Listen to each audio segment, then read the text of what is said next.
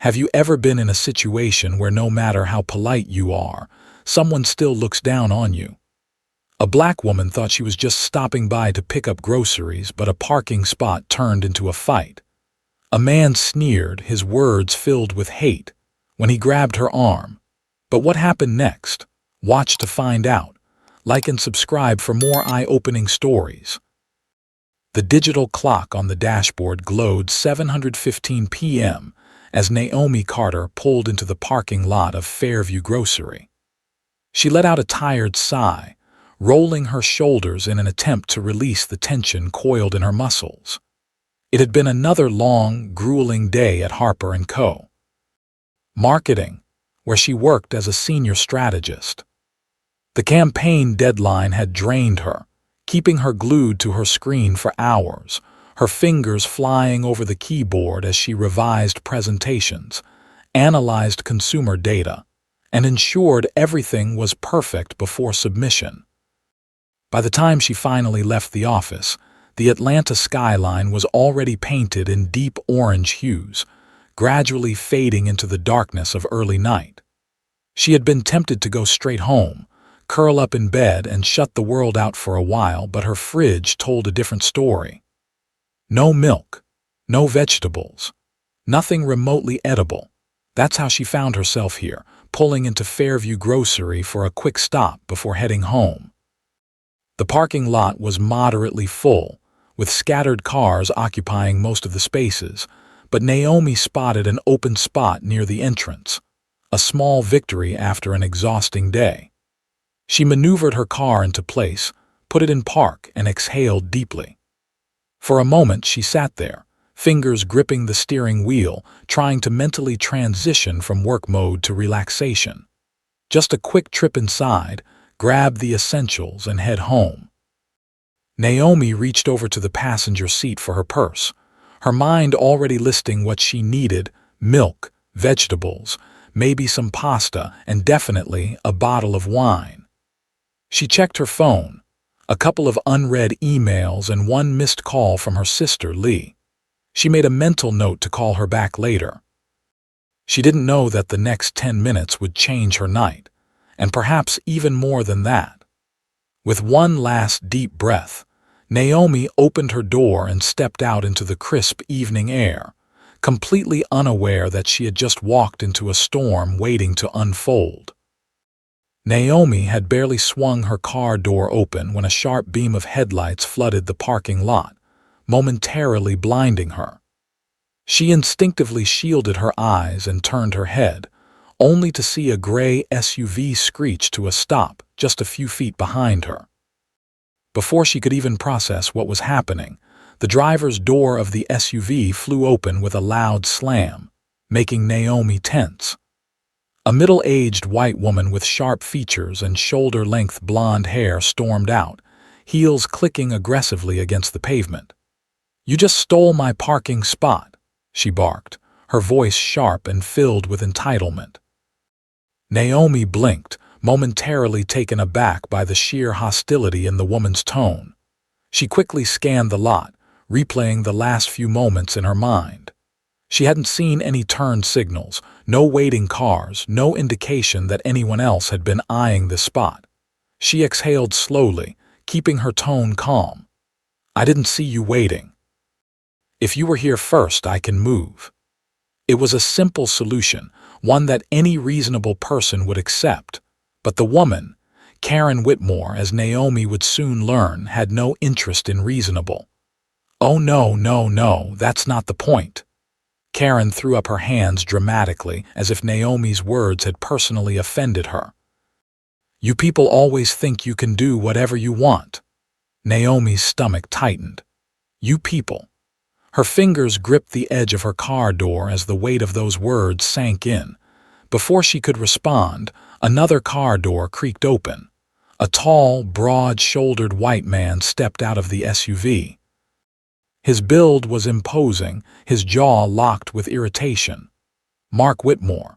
He took his time shutting the door, his eyes fixed on Naomi with a stare that felt almost rehearsed, like a silent accusation.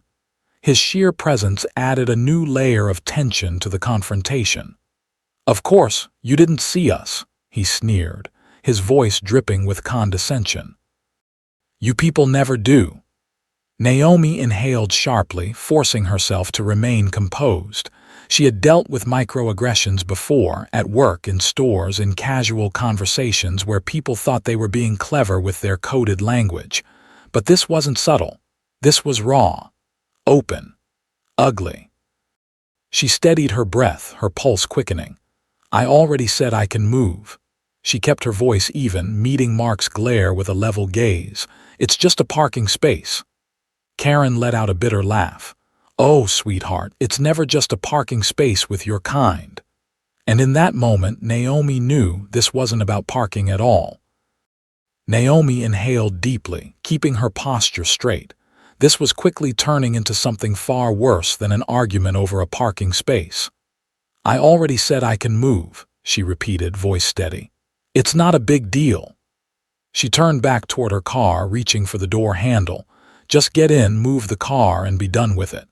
But as she stepped forward, Karen threw up a hand, physically blocking her path. Oh no, you're not getting off that easy, Karen snapped, eyes flashing with hostility. Naomi froze. Karen wasn't just arguing anymore. She was trying to assert control over the situation, to force Naomi into some kind of submission. Excuse me, Naomi asked, eyebrows raising. Karen smirked. You heard me. You think you can just take what you want and then play the bigger person when you get called out. Typical. Naomi's patience was wearing thin, but she knew better than to react emotionally. She had seen this before. People like Karen wanted a reaction. She took a measured breath. I don't have time for this.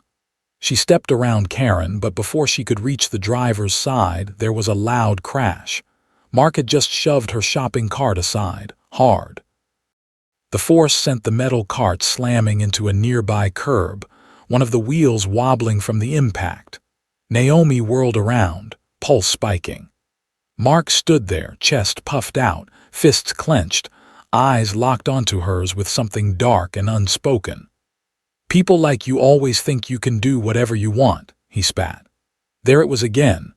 Naomi felt a rush of heat crawl up her neck, but she forced herself to stay calm.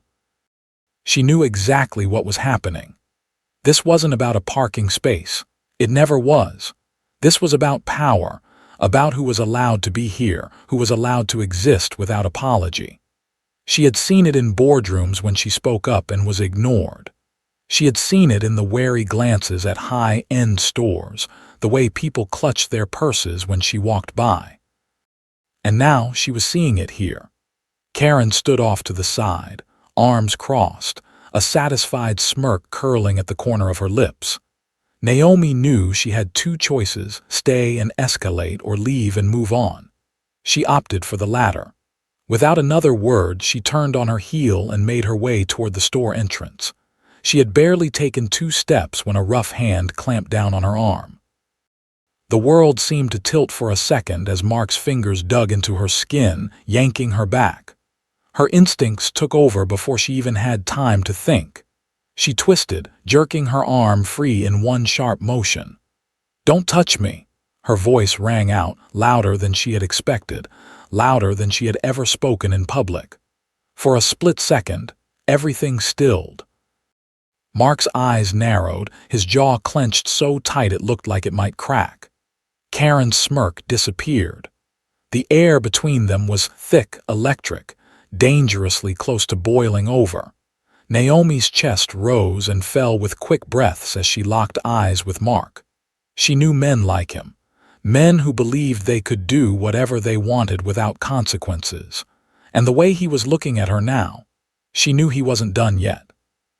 The silence in the parking lot was deafening. Naomi's pulse pounded in her ears as she stood her ground, staring at Mark. His fingers twitched at his sides, his stance still aggressive, as if he wasn't ready to back down. Karen, just behind him, crossed her arms and smirked. She looked pleased with herself, as if this was some kind of game she knew she would win. And then, let go of her. The words cut through the air like a blade. Naomi turned her head just as a young man stepped forward from the store entrance. He was tall, maybe in his early 20s, wearing a slightly wrinkled Fairview grocery apron over a plain t-shirt. The name tag pinned to his chest read Jason Rivera. His fists were clenched at his sides, his dark eyes fixed on Mark. Karen let out a loud, exaggerated scoff.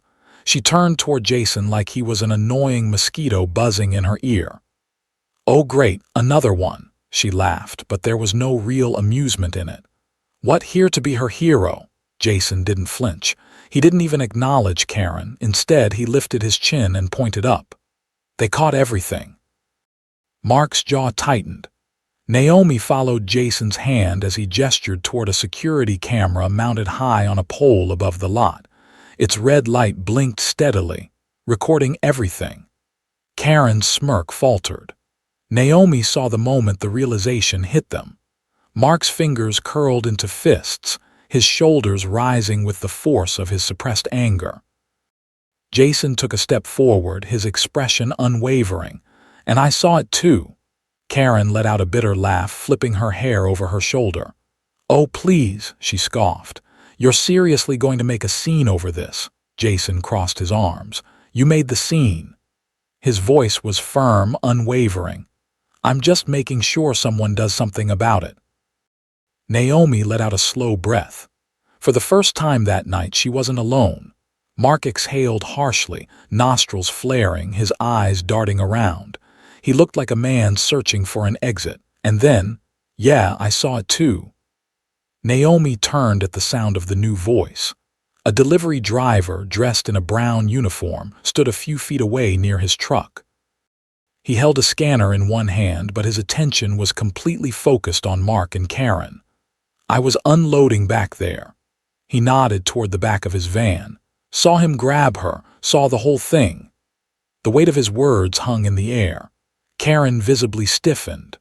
Mark shifted his weight from one foot to the other, his confidence faltering for the first time. Naomi studied him. He knew.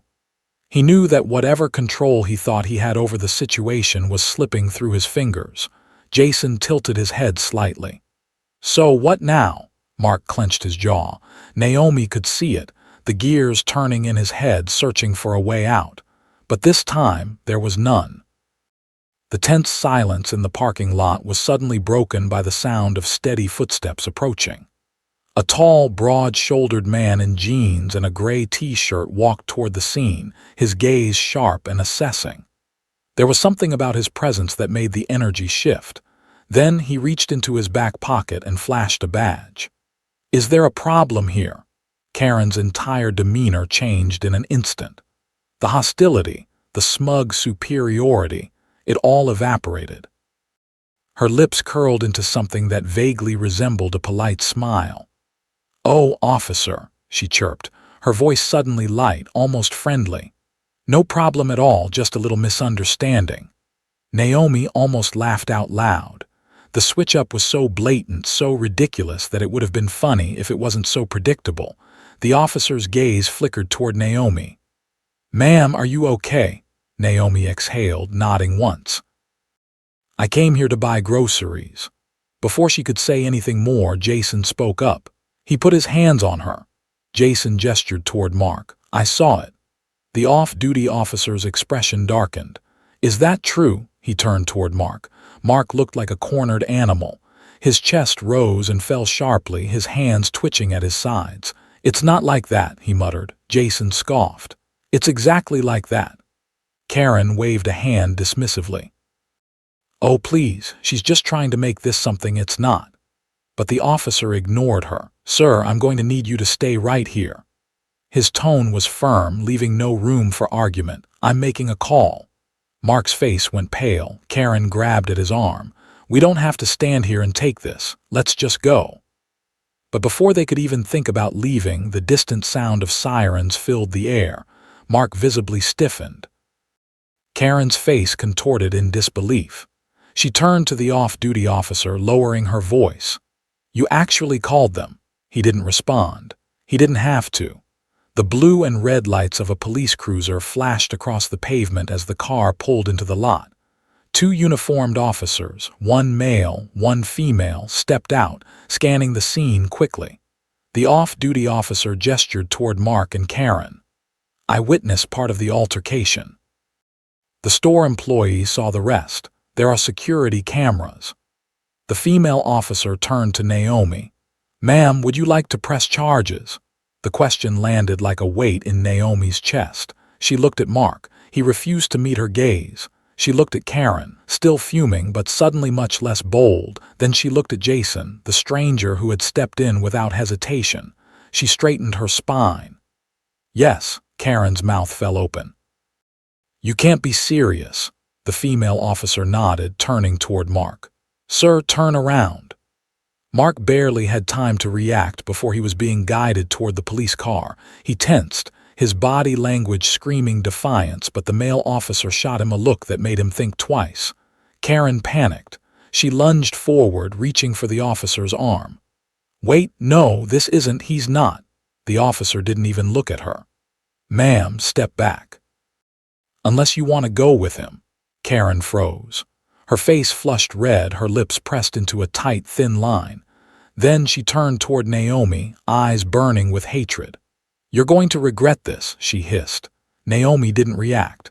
She just watched as Mark was cuffed and placed into the back of the cruiser.